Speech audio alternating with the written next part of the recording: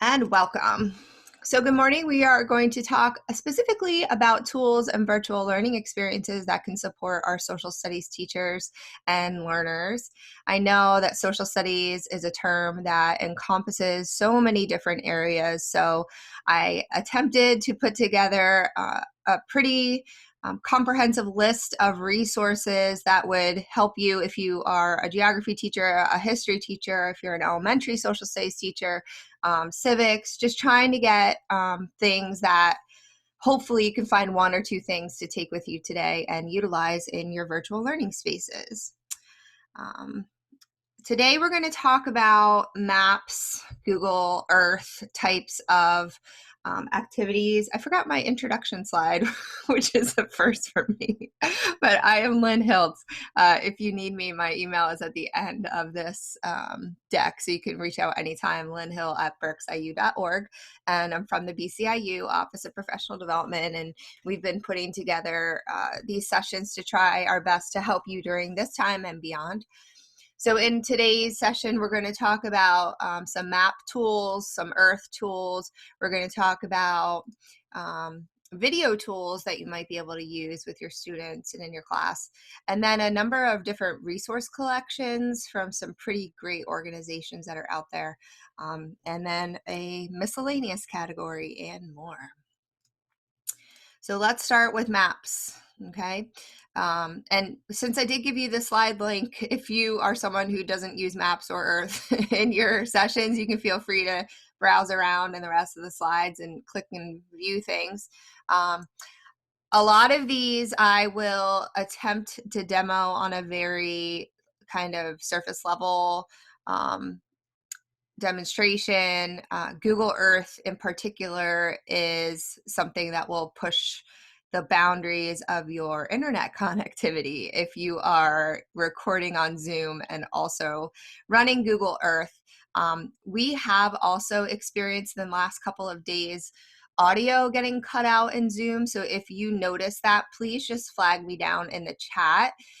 Luckily, I think the audio has still been recording, even if people lose me, so that it will still be there in the on-demand recording. So Google Earth, if you haven't checked it out lately, it used to be kind of a standalone application you had to install on devices. You couldn't use it with Chromebooks, for example, but it is now web-based and it's gotten a refresh. There are a ton of connections to be made to education and collections of resources, collections of lesson plans that you can use. So I'm just going to kind of pop out and then pray that it all works nicely. So you kind of start here. And if you've never been here before, this is the overview of what's happening with the new space. And some of the enhanced features are this ability to create, to draw on the map. So if you are creating specific projects related to things that you're studying in class, you can have students create their own projects.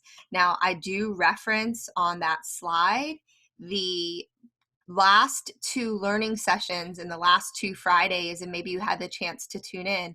Rick Lappy from Governor Mifflin School District did 2 hours worth of Google Earth sessions. So I'm not going to recreate that today because first of all, I wouldn't be able to do it as well as he did. But second of all, they already exist. So if you are intrigued by what Google Earth can offer, definitely check out Rick's sessions. We listed in our on-demand. So you can add photos and video, you can draw on the maps, you can essentially create little stories, and then they also have the Voyager built in with the different adventures that you can take and your students can take. So it would involve more of a guided expedition with leading people in the field, storytellers, scientists, and of course Carmen Sandiego game, which I have on another slide. There are different versions of Google Earth depending on what device you're using. So this is the web-based version I could launch here. I'll do that in a second. There is a mobile app, and then there is, if you're way into it, Google Earth Pro. So if you have a PC, a Mac, you can install the Pro version to do some more in-depth work. So here we go. This is also more apps that relate to Google Earth that you can explore. So I'll launch Earth. And I loved Rick's advice about what you could allow students to do kind of that very first time they use it, which of course is what they want to do, is they want to look up their address. The first time you use it, it says, this is the new Google Earth. Here are the top 5 things to try. And it gives you the search. So you could search whatever, you were interested in finding. It takes you there. So they took us to Paris, and then you can explore with the knowledge cards. So it takes some content from different web sources and pulls out knowledge cards related to items of interest, locations of interest, monuments, and things of that nature. Takes you deeper in, and you can see everything in 3D. You can use tilt and rotate features with the shift key and dragging your cursor, your mouse, or on your trackpad to really get a great view of that area. And then here is the Voyager adventure links. So if I wanted to be taken out of Paris, I wanted to go underwater, I wanted to go to the mountains, all of these would be your options with Voyager. And then there's also a feature where you can say, I feel lucky, and just see where Google Earth ends up taking you. So I'm on a device with a pretty big display, and it looks pretty good. It's hanging in there for me with my connectivity, but just keep that in mind when you're looking at that. Any of these things are clickable, and you can go in. So I'm ready for takeoff here. On the left-hand side, here is your menu.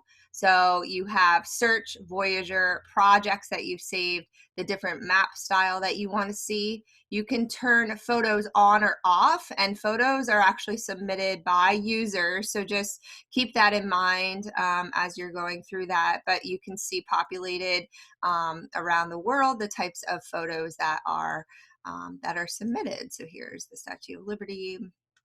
And so these come from, this was by Eric Roberts, added to Google Earth. Here is the Voyager. Here are, that's applicable. Walk the Appalachian Trail. You can tour the popular Appalachian Trail pit stops, moving on and on and on. So great, it maps it out for me. So now geographically, I kind of have my bearings. Here we are starting in Georgia, which I honestly didn't know it spanned down that long. So we're in the Blue Ridge Mountains. We have the marker there. And as you move on, you can share this with other people. Down here are your arrows to click through. So now we're moving along. We're going to the Hot Springs, which is a town in North Carolina. They have therapeutic mineral waters. Now here you are kind of in Google Maps mode, right? And down here you can see we're in Street View. So I can move around, I can click and go down the street, check out what this guy bought at the Triangle, all that kind of good stuff. Moving on down the trail, we're going to Damascus in Virginia. So you can see how the Voyager works. Here is I'm feeling lucky, and this might be a fun like writing prompt or reflection prompt. What do you want kids to do? Just click I'm feeling lucky and see what you can find out about this place. This is an island in the Seine, which is pretty cool. So it seems to take me to France a lot. I think it's telling me something. So you can see that skinny little island right there. I didn't know that existed. So they could do some research, find out what they can find out, see what kind of monuments are there and what these things mean. So Google Earth has a lot of capabilities, and certainly, again, it's a session on its own. I linked Rick's sessions here for you so that you can visit those and get to learn more about Google Earth. And I linked to the Carmen Sandiego game. If you are a child of the 80s, as I am, you might remember Carmen Sandiego. This was a popular favorite during indoor recess times, and I think we even had a version at home on our Apple IIe.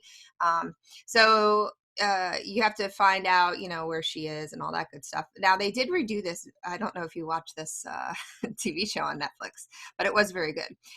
So we need to help her find the crown jewels, and it'll list clues. Oh, it's just like it was. Use the magnifying glass to interview the witnesses in each city to gather clues. And when you think you know where the suspect has gone, use the airplane to fly to the next city. this is the point in the game where I have to tell you that I'm terrible. London, all right, so here's some clues. So it gives some information. Use the magnifying glass to interview witnesses. So go here, choose where I want to start, Tower of London, Buckingham Palace, or the Tower Bridge. So it'll take me to the Tower Bridge, of which I have been. And here's a witness. It's a cab driver, and she left in a vehicle flying a flag with a red circle. So if I think I know what the flag with the red circle is, I can fly there. You could guess. I think you've seen enough of the game now where you can carry on, you can ask more people, or you can, if you know right away, you can go. And then you can type that in. All right, so that's a good time. No matter what age you are, it's a good time. All right, so Google Earth, and then taking kind of a step back from the fully featured 3D version, we do have this ability with Google My Maps to help students design individual maps that represent things that they're learning about. So My Maps is actually part of G Suite for Education, where if you go or a student goes into your Google Drive, for example, and clicks on the New button, under More, you now have Google My Maps. And here is like a brand new map that you can treat like a file that you're creating. You can give it your own name, you can describe it. And these tools are all here for you, selecting tools, dropping markers, drawing lines, and then from those lines, you can measure distances, you can measure areas. So there's a lot of mathematics connections as well that you can use with My Maps, adding directions. You can pick the type of map that you want as your base. So there's terrain maps, atlas, mono city, I don't know, political maps, and landmass, dark and light. So you can pick the type of base map that you would like based on the work that you're doing. And then there are different layers that you can add. You can even draw or import data from different sources, and they link to the examples for how to do that. So if you have some information that you want to add, you can have up to 2,000 lines, shapes, or places marked in a single layer, and you can have on Google My Maps up to 10,000 lines, shapes, or places. On the map, you can do searches. So if you want to search for Berks County Intermediate Unit, it'll pop it there for you, and you can customize this marker. So I can add it to the map, and then I can change the style of the marker. So if I'm representing my home base or my work, I can add that. I can change the color icon. I can go in and I can edit the details of that. This is where Lynn reports to the office.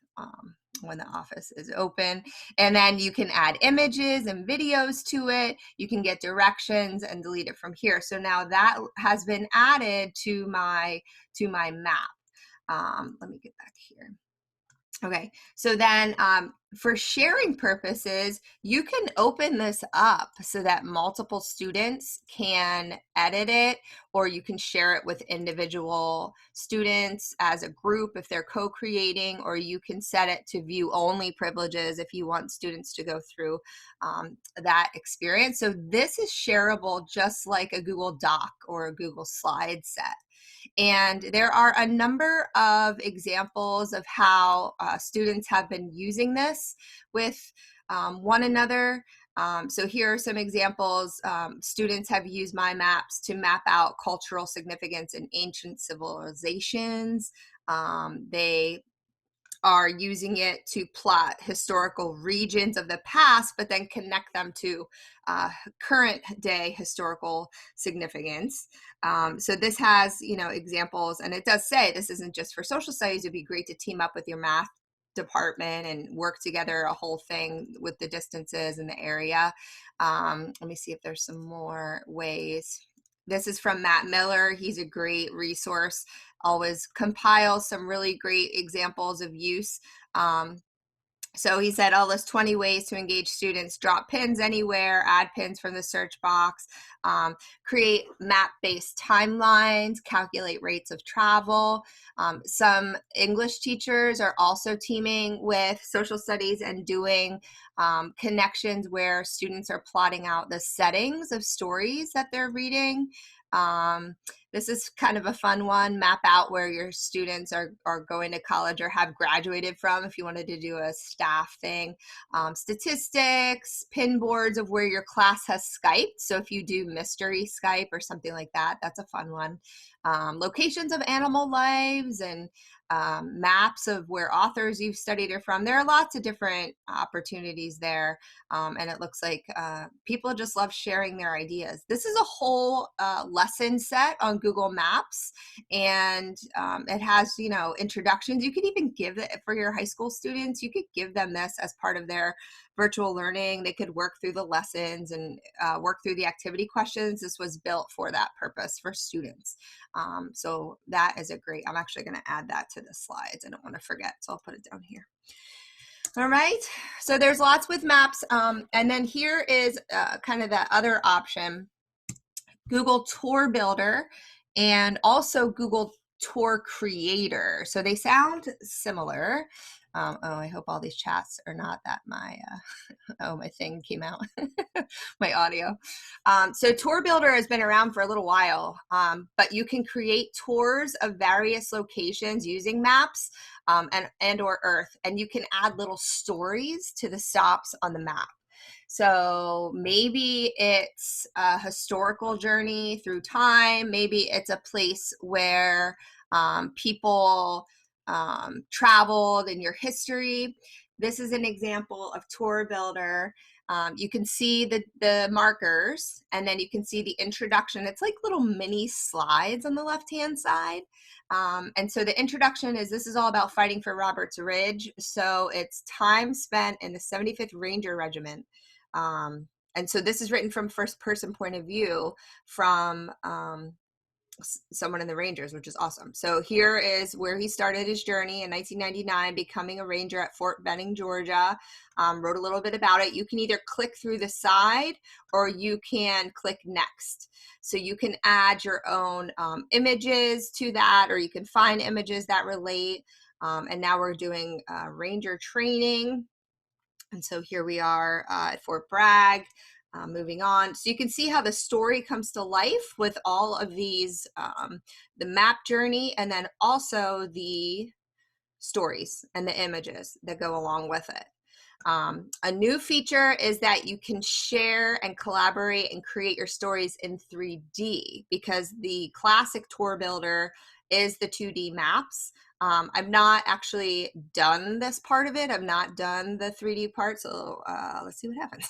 I believe it looks quite similar, except that you're taken through the Earth versus taken to the map. Let's see what pops up. Let's see that it went. Maybe it was just telling me I can use Google Earth for this because it didn't open it up there. All right, so there are example tours that you could share with students, which is what I got here, the gallery. Here is the home space for Tour Builder. I clicked here to get gallery. You can view a tour, create a tour. This is a nice introduction from a teacher in New Jersey who has been using it with his students and just explaining how it's helped bring history, geography to life for his students. You do need to sign in with your Google account when you're creating the tour, because it allows you to save that tour to your Google account.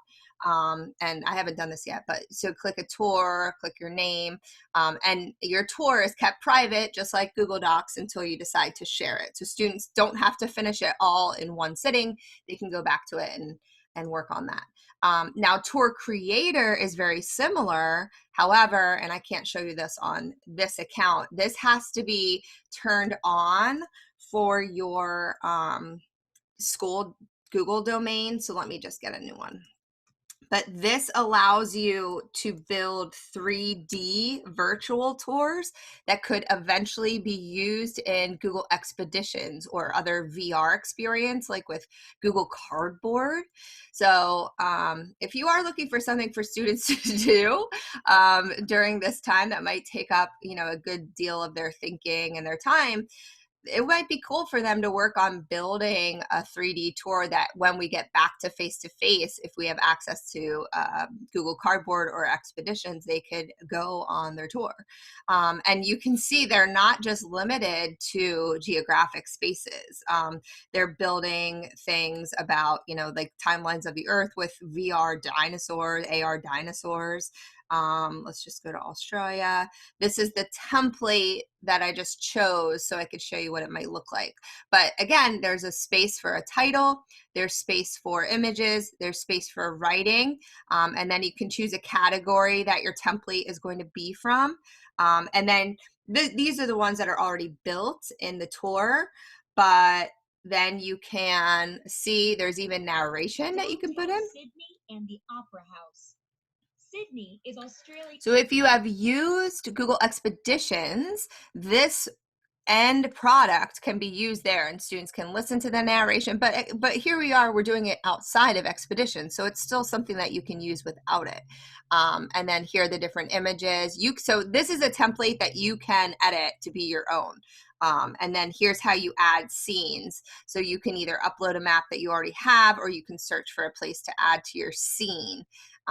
So this has a lot of features. Now I'm clicking and dragging, I'm pretending that I'm in the Expeditions goggles and I'm turning and I'm looking up and down, but the 360 view is the difference between Tour Builder and VR with a tour creator. So if you don't have access to that in your Google account for school, you might want to inquire about that if that's something you want to use. So I want to showcase that. Okay. And the last thing for maps, or might be two more things for maps, is the Google Earth time lapse. And I'm not sure if you've ever seen this, but it does work through the Earth Engine part of Google. It's a little blurry. earthengine.google.com/time lapse takes you here. I'm going to close the door to my office because I hear creatures are making noises. But you can see over time, it's zoomable video and it allows you to see how the Earth has changed. So this is awesome for global climate studies and things like that.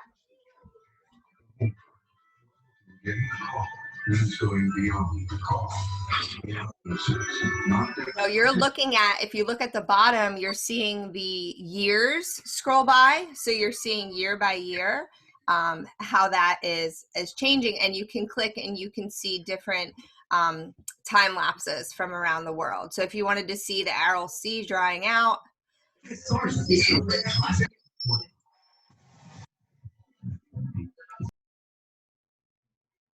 and then again down at the bottom you're seeing year by year losing that water. It's pretty wild. So again, just giving kids connections to that actual physical space, asking them to reflect on what they see and reflect on what's happening is really important. And if you have ever experimented with GeoGuessr in the past, I have almost always used this in my sessions just to kind of kickstart some thinking about geography. The site has been updated. It has a lot more features, a lot more tours and things that you could search through, like by region, for example. There are a couple of ads hanging around, but what I will say is this. You do need an account to play. So if you sign up now with a free account, you can play 1 game per day. There are also pro memberships that you can use to get the full extent of all of this work, because what they've done, just instead of leaving it open, is they've created games based on user input of different regions. So if you're studying a certain space, US capitals, and you click play, I have an account. I think I created a new account.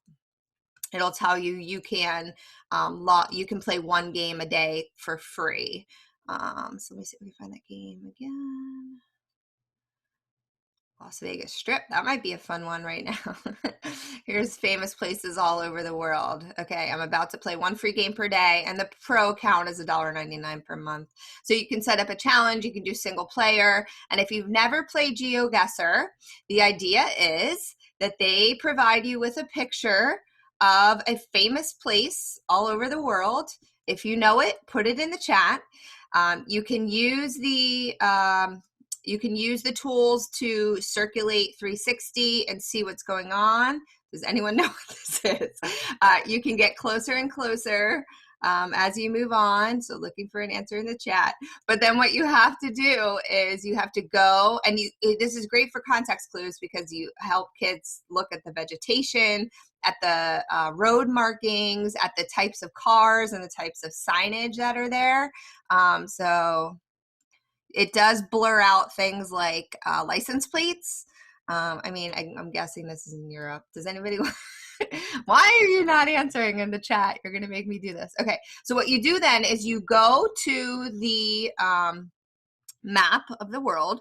You can zoom in and get, as exact as you want to get if you know where it is. I don't know, guys. I don't know why you're making me do this. I'm just going to pick this and I'm going to click guess. And you know what? That was pretty good. All right. The closer you are, the more points you get. So I was 1,000 kilometers away from the correct location. I have been in the wrong continent many, many times. So I take great pride in this. Okay, so this is the next one. And the map that I'm dealing with is famous places all over the world. They blur out things that might give it away. So where are we? We've got soccer jerseys going on here. I mean, is this like Rio maybe? I don't know. Who wants to? Oh, yes, it is. Okay, so I know that.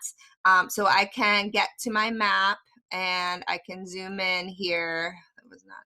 I want to make sure I'm getting to the right place. I'm not sure if there's a search. I don't see the search bar to help me get exactly where I want to go. Okay. Which way should I be going to find it? I'm not close enough here. Where is it? Shouldn't it be bigger? No one's gonna. Here we go. Who's gonna help me in the chat? Southeastern Brazil. Okay, south. Like right here. I don't see it. South. Oh, there we go. Beep. Okay. Guess. Okay, that's fine. So that's how close I was. So 6 miles. So that's a lot of points. So I think it takes you through like 5 different rounds.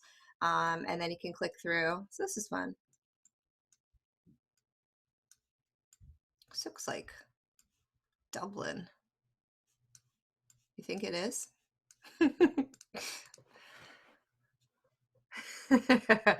Thanks, Brittany.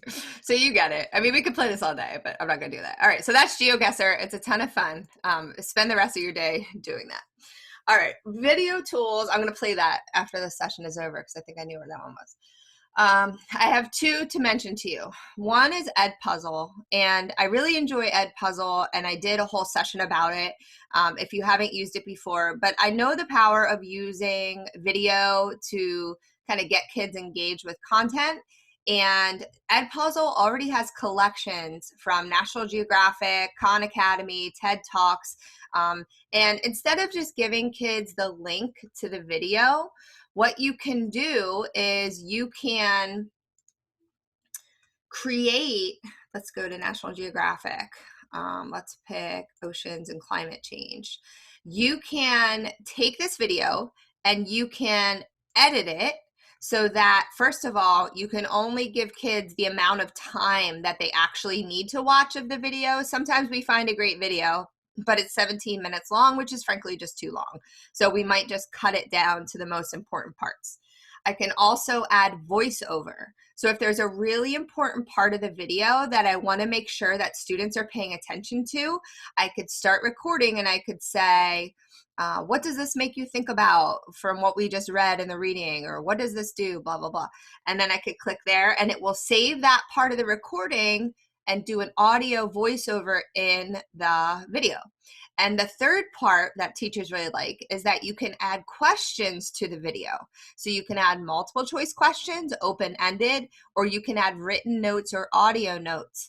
And the reason that you could add these in a way that ensures that students watch the video and answer the questions is that it will actually stop the video, ask students to complete the question before moving on. And it will also track their progress and their correct or incorrect answers through the video. Now, another great feature is that you can, let me see if I have my classes. I just pushed this out. It is actually synced. It can be synced to Google Classroom. So you can sync your assignments. You can push them out directly through Google Classroom, assign them to one or all of your students. You can create assignments right from here. So let me just go to my content, pick out, I was doing some math stuff with it. When I can click assign, it will bring up my classes. I can pick one or more classes, and then I can do all of my assignment details here. I can start from today or, due date. I can prevent students from skipping through the video. I can turn on closed captioning for my students, and I can create a post on Google Classroom as well. If you don't use Classroom, you would share with a link. So you would just create a link and put that in Schoology or whatever LMS that you're using. And you can also, you don't have to use the content that is built in. You can upload your own content. You can upload your own videos. So if you are creating instructional videos, you can actually click, upload, and then go into add your own content. So let me do this. Add content is where that is found, and you can upload a video. So you can record your 10-minute instructional video, upload it, throw some questions in there, and then you have a nice packaged little experience that students can work through. Oh, I wanted to play that. All right, so that's Edpuzzle. Now the other one that is, and it is free, and I think you get a max of 10, I want to say 10, maybe 8 or 6 videos saved in your Edpuzzle account with a free version, and they do have premium offers as well. ClassHook is a little bit of an interesting space, and if you teach upper grade kids, I think that some of these are very interesting. They have curated a bunch of educational clips from videos and from TV shows that are very short, but they just help students think. Let me sign in so I can see.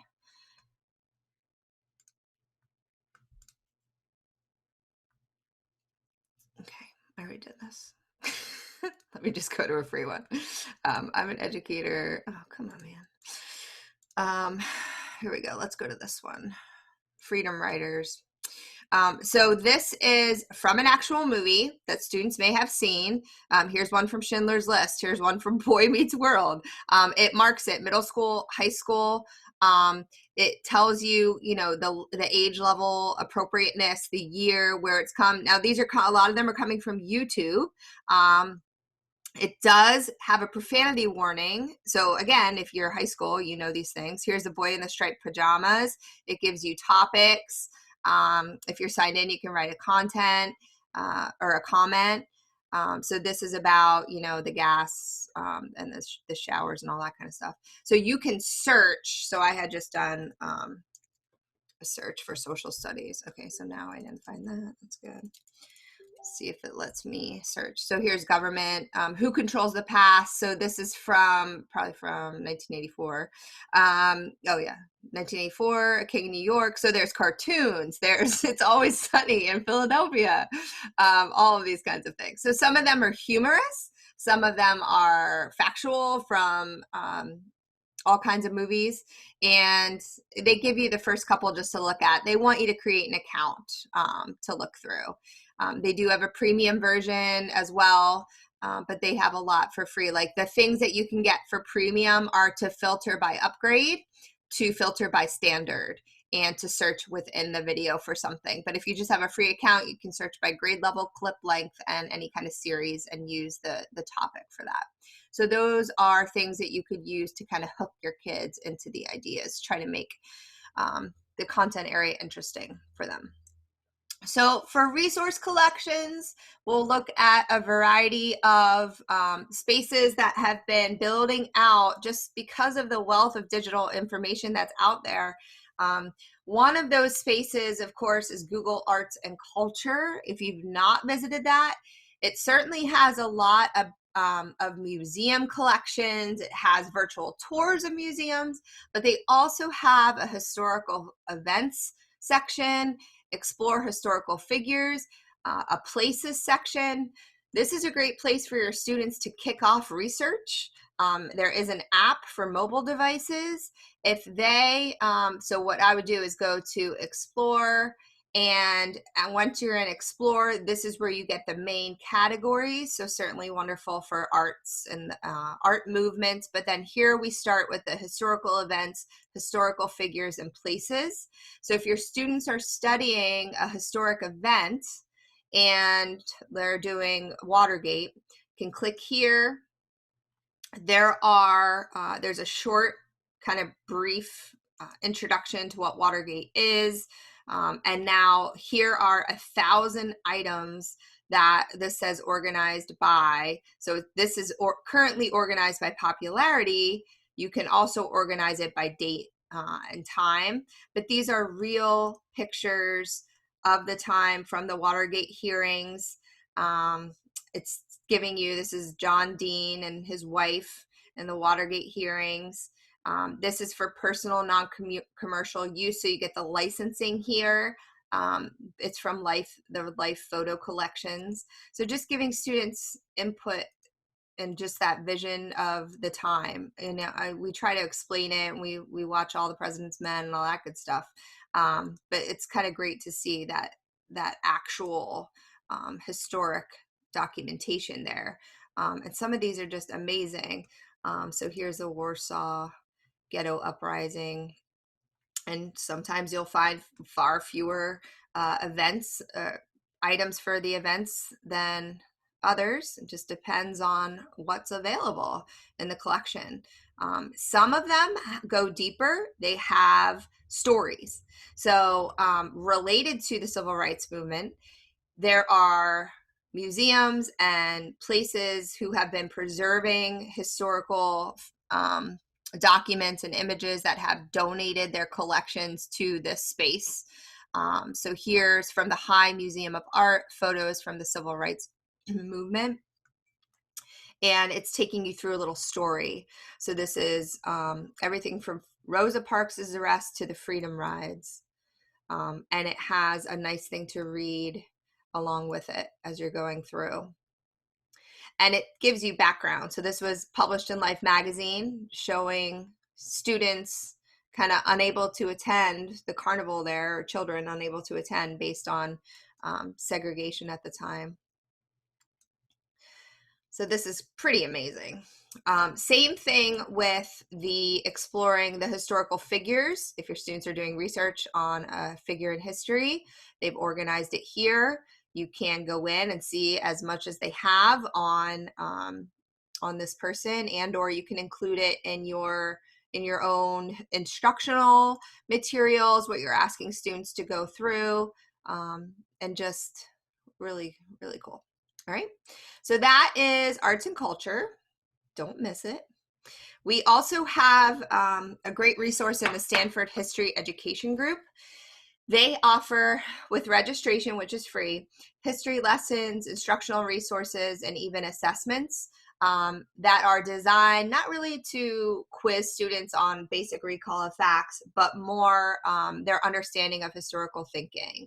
And their reading like historian work is really wonderful. So as we're always working to develop students' modern literacy skills, just helping them understand and use strong historical questioning, contextualizing, close reading, making sure that the sources that they're reading are able to be dug into in a deeper way and just thought critically about them. They even have classroom posters that you can use for things like, sourcing, making sure students understand who wrote the document.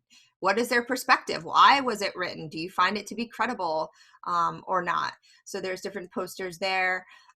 They have a whole curriculum for civic online reasoning, and this is open source. So it is free. It has lessons, it has assessments, it helps teach students to evaluate online information. And especially now, I mean, could this not be the most important thing we're teaching kids right now? Yes, it is. Finding out what's the truth. There's videos, there's research behind it. And then the history assessments that come along with it. There's 100 of them.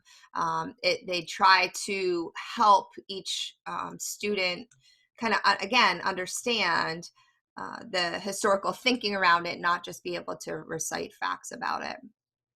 So that is a goldmine of content for secondary teachers for sure. And the American Panorama Atlas, just really cool. It's a historical atlas of the US, and it takes interactive mapping techniques to present this history of our country. And if you have a love of American history and or a love of maps, this place is for you. So it has throughout time, here's redlining in New Deal America. Here's electing the House of Representatives, the executive abroad. So it tells you the span of the dates as well.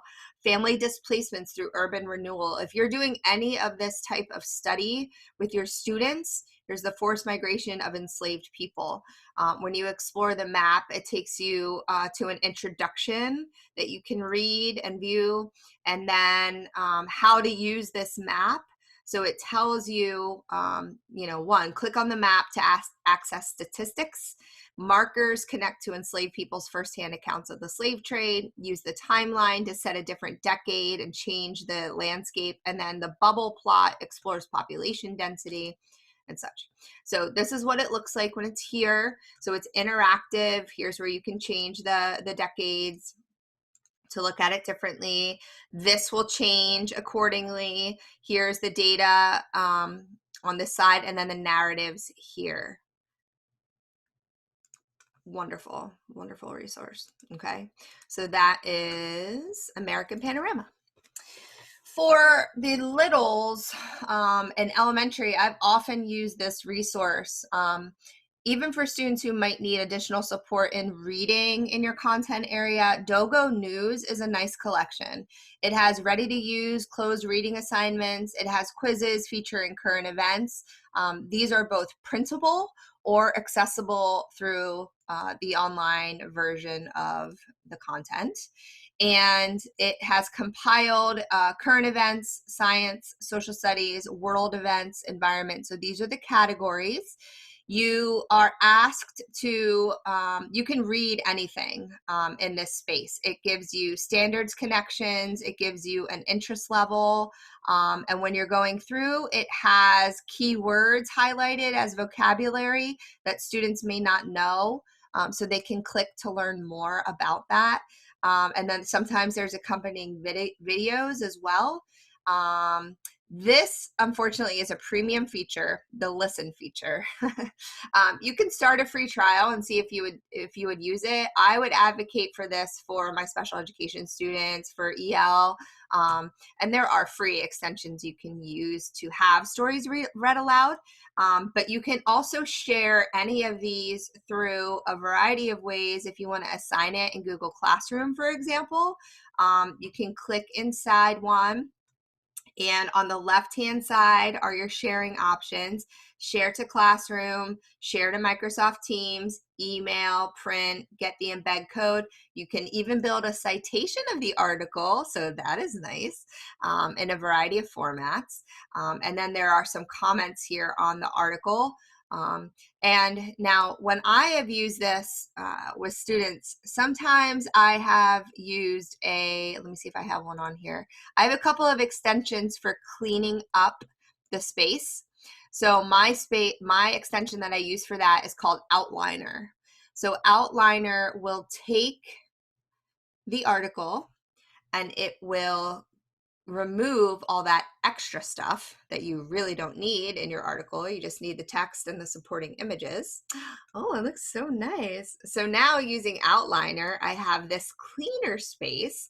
This has its own link that I can share with my kids.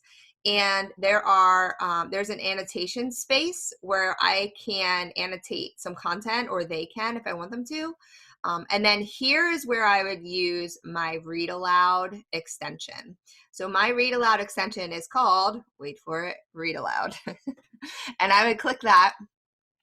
And Ancient shipwrecks in the Mediterranean. I'd have it read to me. Insights into the start of global trade.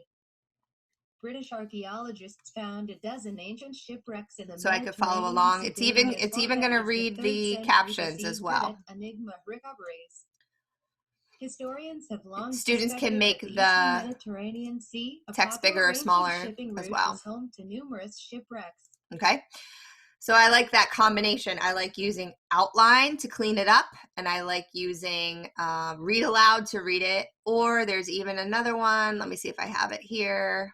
This is like off the agenda. I just get excited about it. Okay, let me go back to Dogo and let me get a different article. I have also used extension called Announcify. So again, there's a lot going on here, and if I'm a distracted student or a distracted adult, I might want to click on that.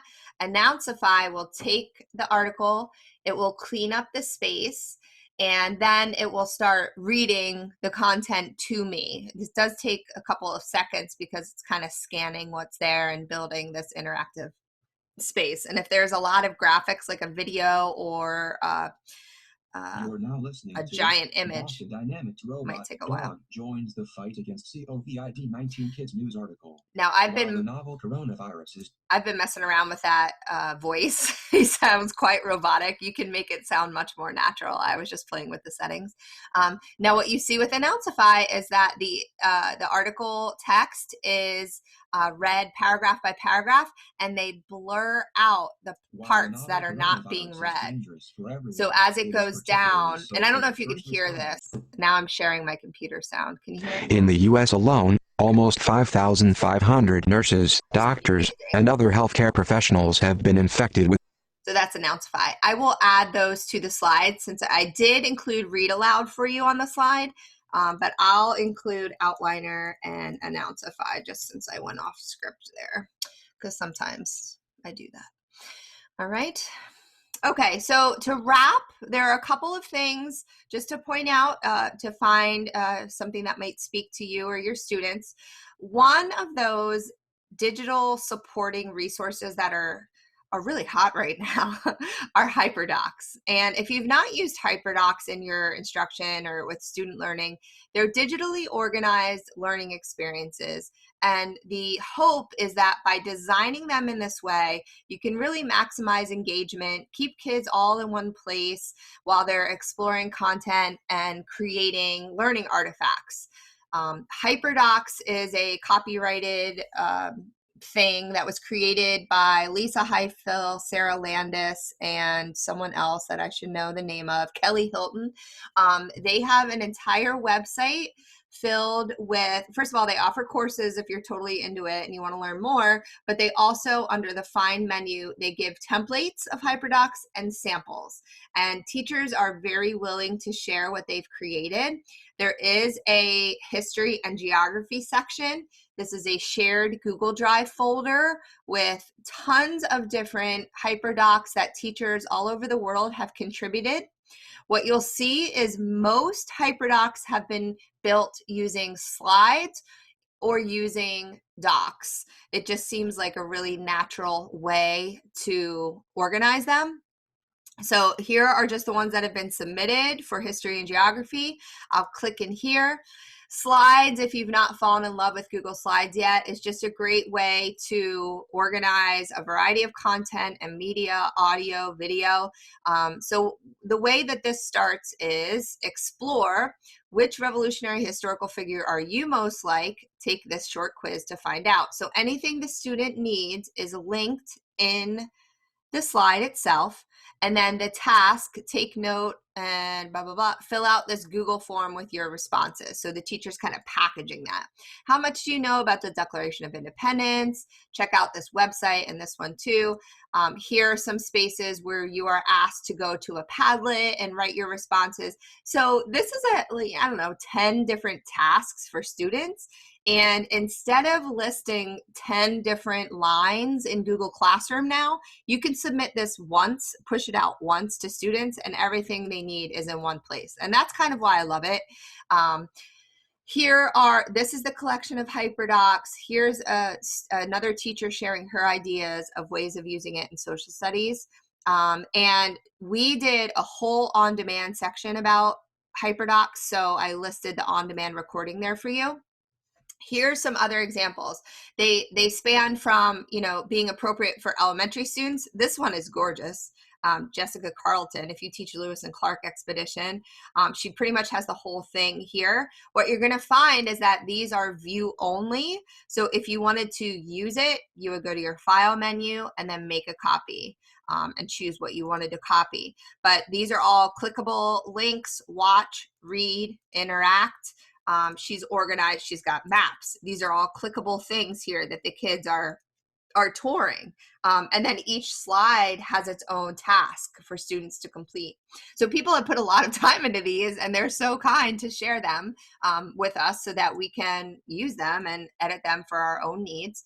This is one about the, what is this one about? The executive branch. Yeah, the executive branch.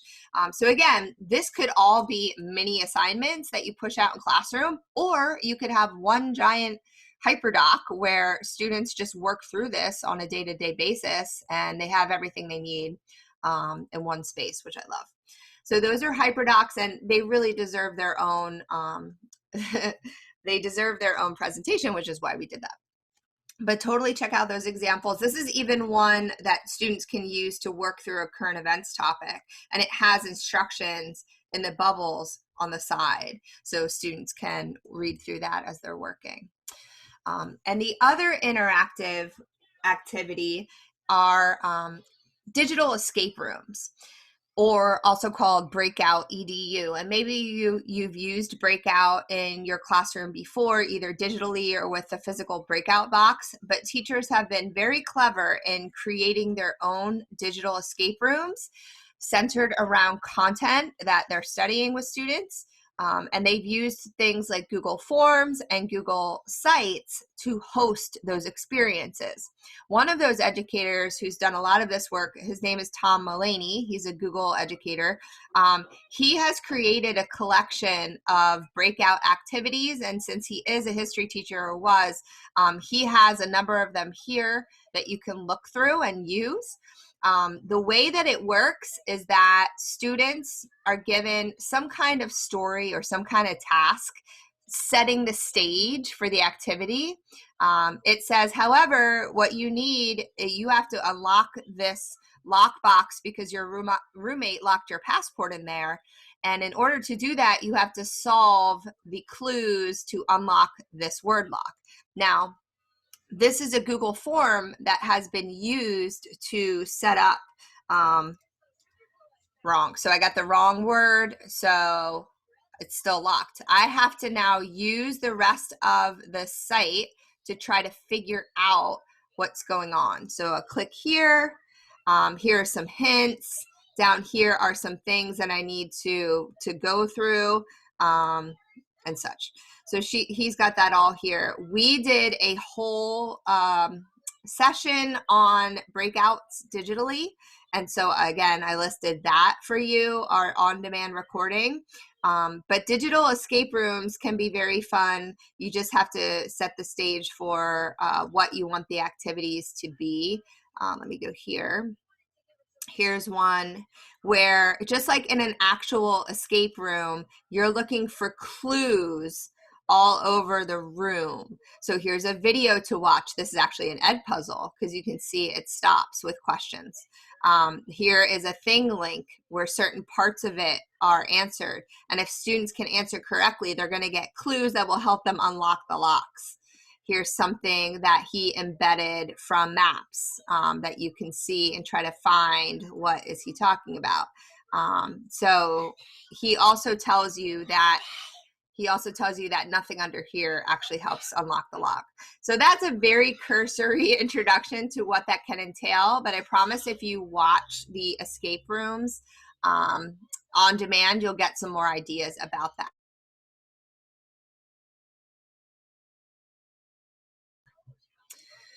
Okay, if you've not yet dived into the idea of open educational resources, 2 places to start would be OER Commons, where you can search by subject. So they have a history, an arts and humanities area that you can look through. There is an elementary social studies collection. OER resources are free. They are able to be used in any way. They're openly licensed. They are a wonderful asset to education that we should be using more of. And CK12 is also an open licensed platform. There are a number of subcategories under social studies in that space, and they have let me just search for a subcategory here. So this is what a student would view. They can go in and you can assign things. This is actually a Flexbook. So this is like a textbook, but flexed. So if you ever need content in digital form, even if they're not working through the whole textbook, you have content that you can choose from and add to your Google Classroom, to your Hyperdoc, and students can work through this. So right now we're in this weird space that maybe some of our resources are locked in a in a physical textbook in our rooms. So it might be nice to try to pull some things from here. So they do have some videos, they have textbooks, and you can look through this and you can use this as you choose, which is great. So that's OER. And then hopefully, since it is now 11 o'clock, I am at the last slide. But there are a couple more things here based on your needs, things like if you're going to do a census activity, there's some museum resources. The History Channel, of course, has great ideas. And this presentation by some educators, I believe Chris McCaffrey in the Wilson School District put together some ideas for you too. So I know that was a lot, but considering your content areas are so vast, I wanted to try to hit hopefully every content area and grade level and hope that you found something that you can use with your students now and next year too. So thank you so much for coming.